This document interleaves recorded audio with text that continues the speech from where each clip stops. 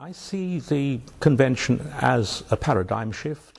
It could be a game changer, but it is a paradigm shift. That takes some defending, but I think I can do it. What it does is to provide a unique opportunity, which will never occur again, to change policy and practice for people with all disabilities, but including people with intellectual and developmental disabilities in every country. It's a watershed moment. It could bring about major policy changes. My worry is that it may all fall into the sand and may not do so. And that's why I'm going to sound a bit messianic about it, because I think it's really important.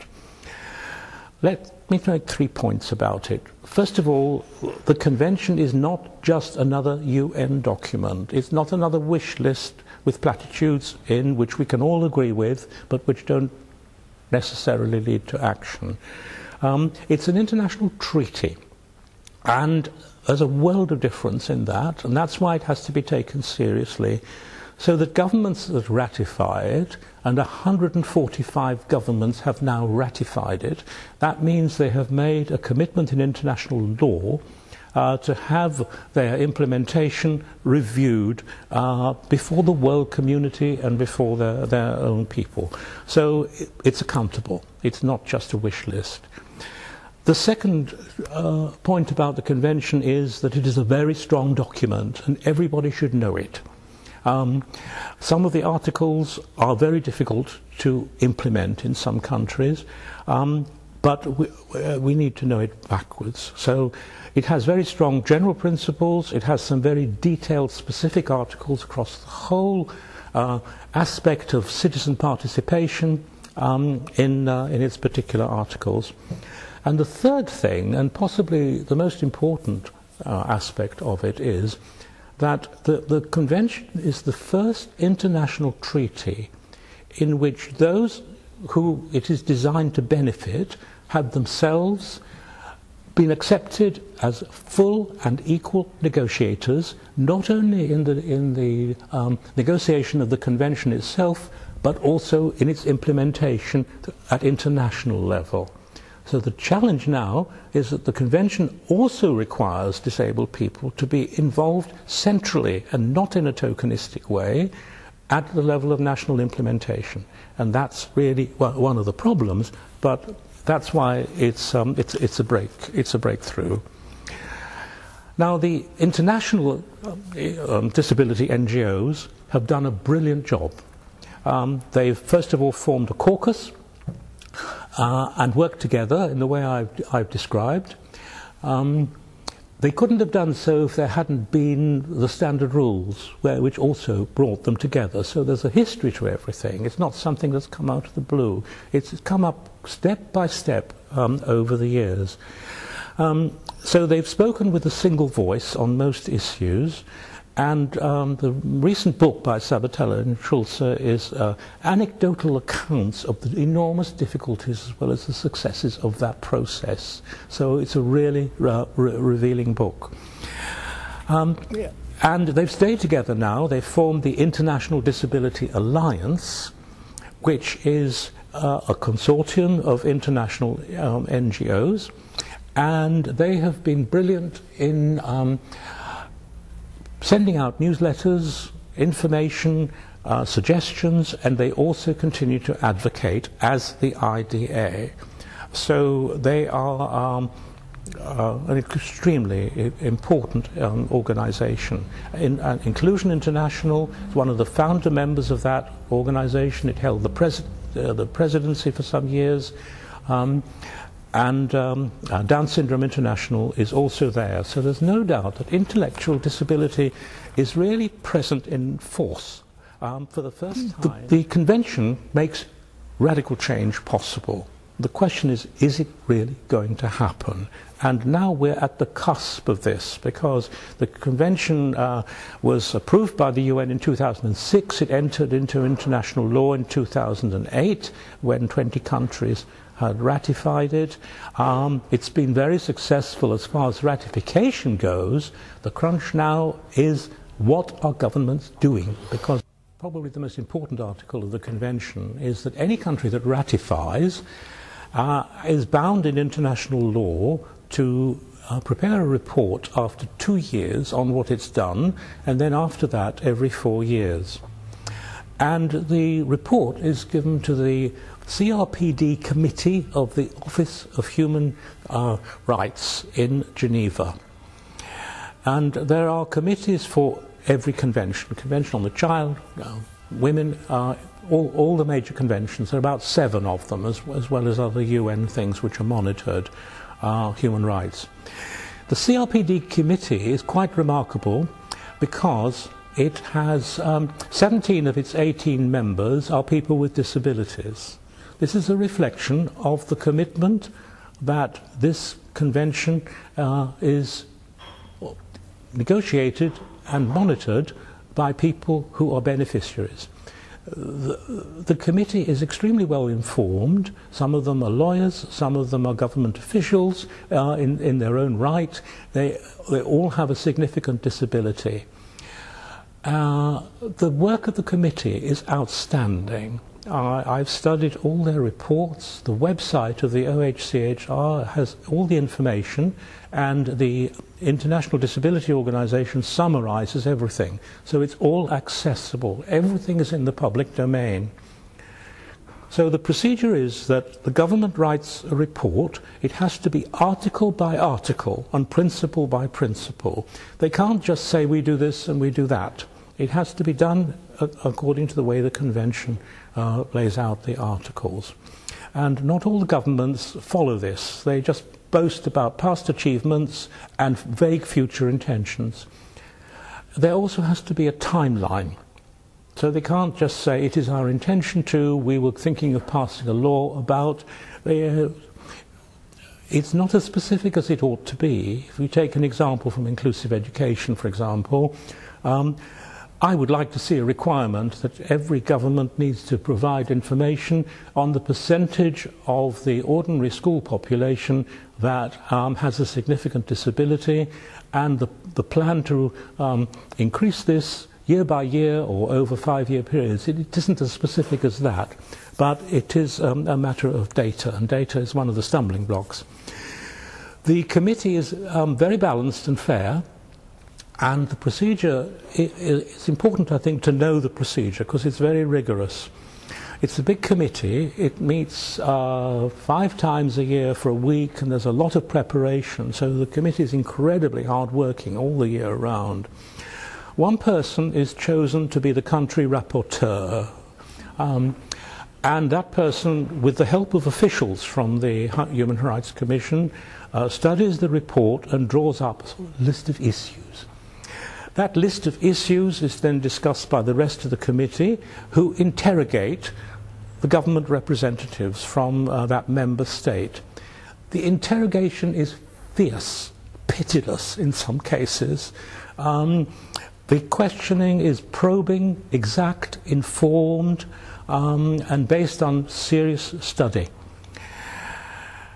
The second most important thing about this is that civil society and disabled persons organizations, any civil society organization, has the ability under the convention, and this is true of other conventions, to submit independent reports.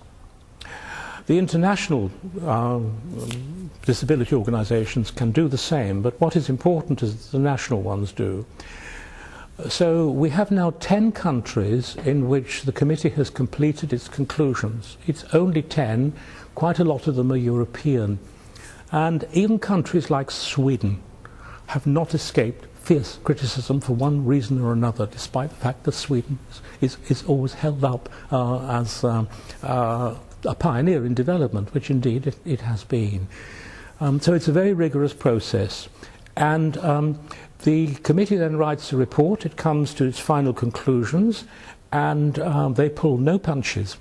That information is put into a press release, it's on the internet, and then of course it is up to the national disabled persons organizations to use it for advocacy. The third development I want to mention is perhaps even more important than the convention, but it's related to the convention, and this is that we are on the verge, the whole world is on the verge of agreeing the successor to the Millennium Development Goals, which finish in 2015. The Millennium Development Goals forgot about disabled people. It caused a lot of anger and caused a lot of people to lose faith in the UN. There is no mention of disability in the indicators. Now all that is changed.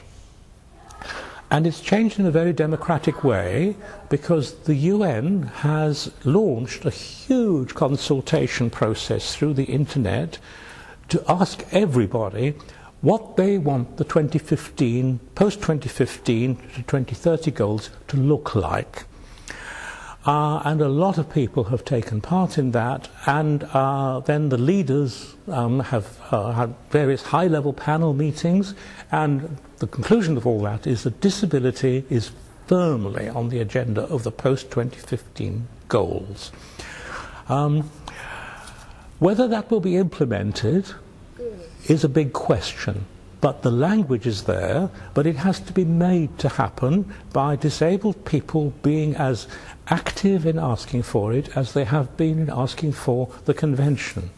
And there is such a thing as UN fatigue.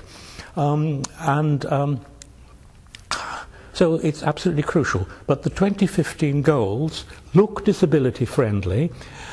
Why? Because disability is now seen as one of the major human inequalities. There's a parallel with gender, and there's been a lot of progress on gender, because it's a very specific issue, but of course it infiltrates every single aspect of civil society. But poverty is really the crucial aspect here. We're talking about poverty reduction, and the disability community has always said we are the poorest of the poorest, and that can be substantiated in one statistic after another. So in going for the alleviation of poverty, it's absolutely essential that disabled people should be part of that, and they are in words at the moment.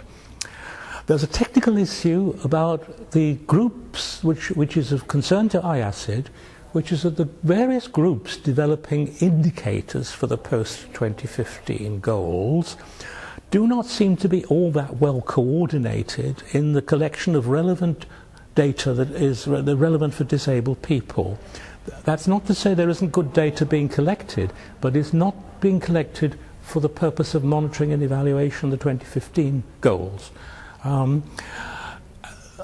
The other problem which is not being addressed is to bring the 2015 indicators into line with the human rights indicators on which people are already working. Now, there's a lot of, in principle, it's agreed the 2015 goals should be human rights orientated, but what does that actually mean? And there's no sign of the two working together organically. They know of each other's work. The Office of Human Rights says we want to be involved. It may be there is more activity than I know about. So these are the UN strengths at the moment. They have never been so powerful. It's a very important opportunity, and I'm worried that it may be lost through apathy. The major problem that faces us immediately is, let me call it business as usual. Business as usual among governments who are doing something with the convention. I'm not saying they're not doing anything, but they're not doing what the convention requires them to do. Problems presented by a weakened disability movement who have other things to think about at national level. Problems about lack of data, problems about lack of public awareness. As far as institutional obstacles are concerned, I think we have to get away from each organisation thinking independently of what it is going to do. The whole development of services, not just in the disability field, but everywhere, is in forging partnerships. So, for example, schools are beginning to form partnerships with surrounding community organisations. These are not tokenistic, these are working partnerships. so that in parts of the UK, for example, the school is the centre of local community activities. There's a health centre there, a social centre there, adult education, community education, as well as the school. And these are all working together. Now, in our field of disability, we are beginning to work together in partnerships. I've mentioned the partnership among disability organisations who previously weren't talking to one another, but who now see that unity is strength. You have to have a unified voice. It doesn't always work, but it has worked internationally. It now has to work nationally. As far as our organisations are concerned, the two I have most experience of are IACID some time ago, quite a long time ago, but I follow what it's doing, and Inclusion International. These two organisations have had working relationships in terms of joint committees with the World Health Organization and so on. It isn't that they haven't talked to one another, but it looks as though the scientists were in one camp and the parents and self-advocates were in another. We have to break this down because the convention is about partnerships. So I feel there is enormous potential in not just IACID, but the individual members of IACID in the different institutions in which they work, giving some thought to how they could get into partnership with Inclusion International and its members, as well as other organisations interested in the promotion of the human rights of people with disabilities. Now, this is happening quite well in some places. It's certainly happening internationally, but I feel that the future of the convention hinges on the development of working partnerships at national, regional and local and community levels between the research community and the academic community. And it isn't just the disability researchers, it's departments of health and psychology across the board. They themselves can gain a lot by working together. I just draw a parallel from the dementia field. The dementia research centres now are more and more multidisciplinary. So they include sociologists, people, experts in housing and so on, as well as the biologists looking at protein development and so on.